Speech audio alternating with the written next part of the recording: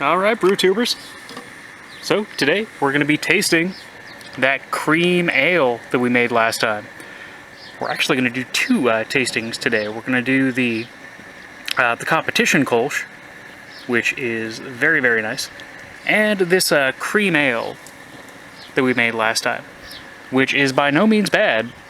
It's pretty solid for what it is, and I think I pretty much hit the guidelines on the nose, but my main issue with it is, well, let me go ahead and take a drink here.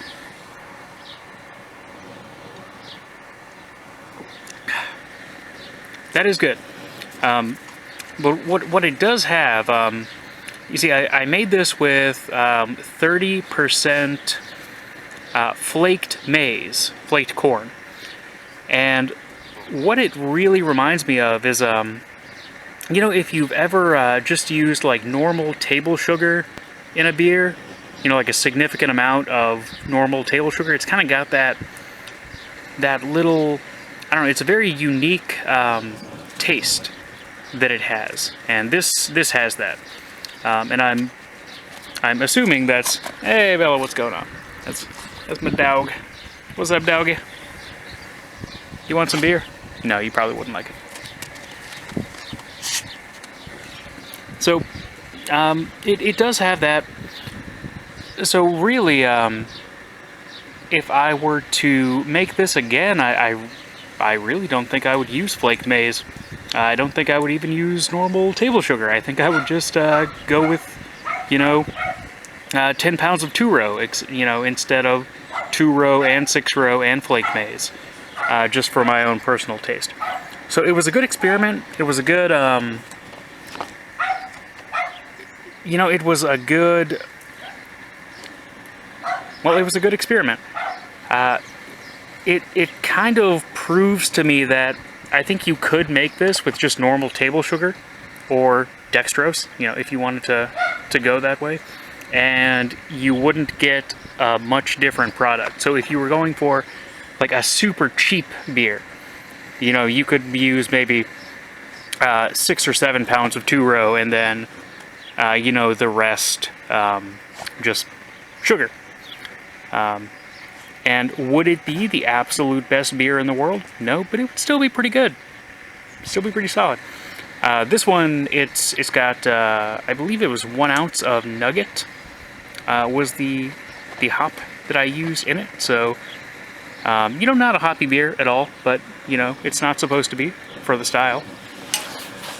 So, while we're drinking this beer, let's go over and check out what we've got going on today. As you can see, we had a little bit of a boil over, coming over to the boil, but, you know, that does happen sometimes. This guy, like I said, this is a mixture of shill Kolsch malt that I had left over, regular 2-row, Crystal 40 or Crystal 60, I forgot exactly which one, and acidulated malt. We've already added our first wort hops, which was some nugget. We added a little bit of nugget at 60, and, you know, let's just go ahead and throw in the rest of that nugget, because why not, you know? We're not being scientific here. Here we go. Nugget. I gotta tell you that, guys, those nugget hops smell fantastic. Absolutely fantastic.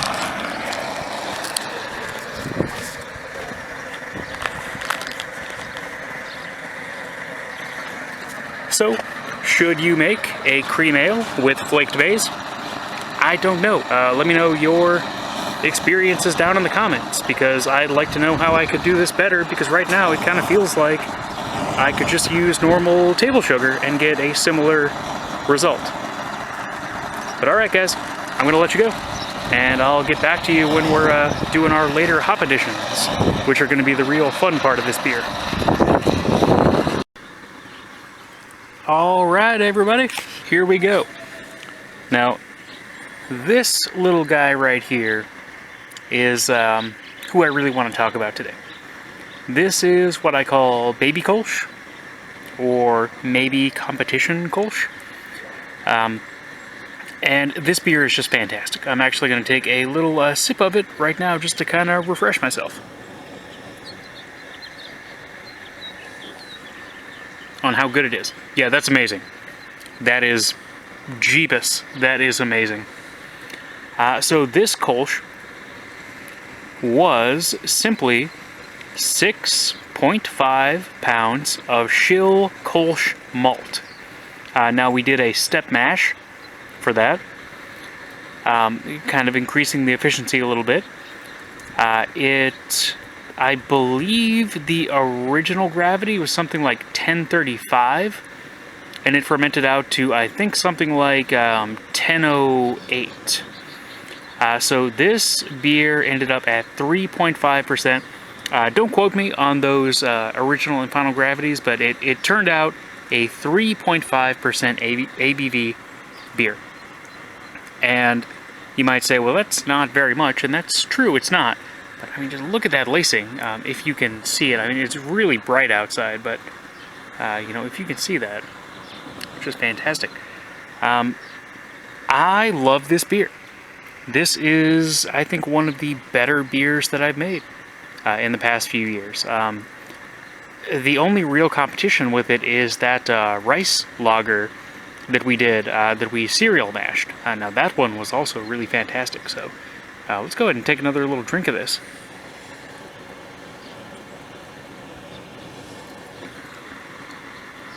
Amazing. So, I think you can see pretty clearly here by the color, by the clarity, by just how amazing it tastes, that making a Kolsch with nothing but Schill Kolsch malt is totally plausible, and I would recommend that you do it. Now this one, it had the hopping rate was pretty low. I used 0.75 ounces of nugget at 60, and that was it. And then for the yeast, that was Y yeast 2656 Kolsch yeast, which is kind of my go-to. That's basically all I've been using for the past several months. But it's great. It's fantastic. I would highly recommend that you guys make this beer. So, I'm going to go ahead and call it there, and I'll get back to you guys later.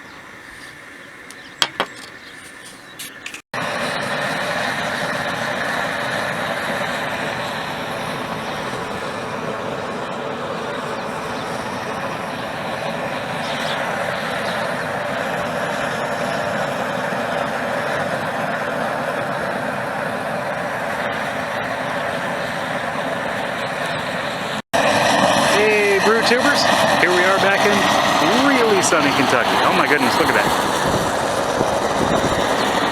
And we're finally out of the ice apocalypse that we were in.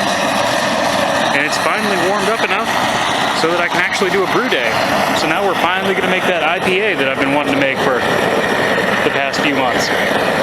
Or the past about month or so. Really, like I had to put it on hold for a while because of the ice storm and the cold weather. It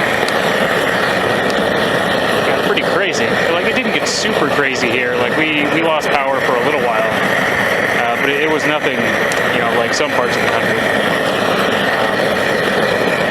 But you know, it's warming up now. It's about 30 degrees outside. So what we're doing today is we're making this little session IPA.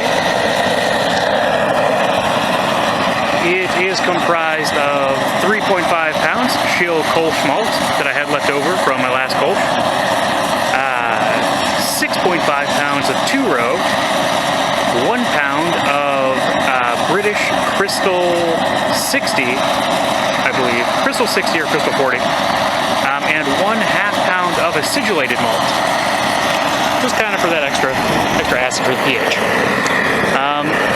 Now, hop-wise, I know that we're going to be using 1 ounce of nugget at 60 for the bittering hops, and we're going to be be adding quite a few more hops at about 10 minutes in flame out, but I'm not sure what those are going to be yet. I've got to look at what I've got laying around. I've got quite a few different hop varieties laying around, so you know, we'll see what sounds best.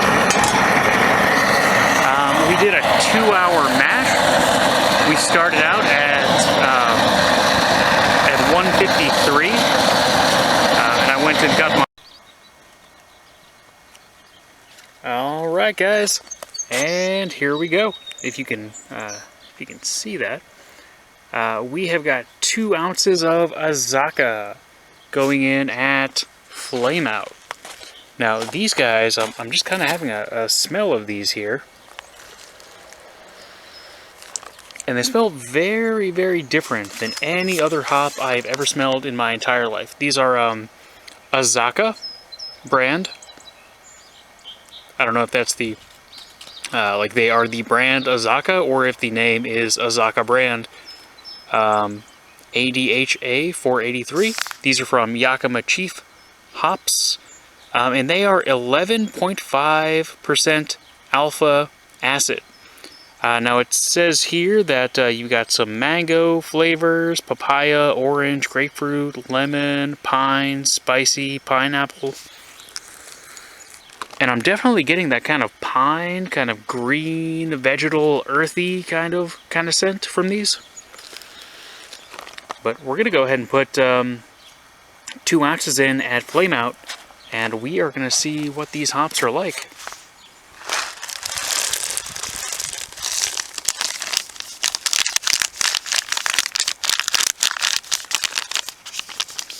And again, there you go, Yakima Chief, Azacca 11.5. And that's it, that's our beer. So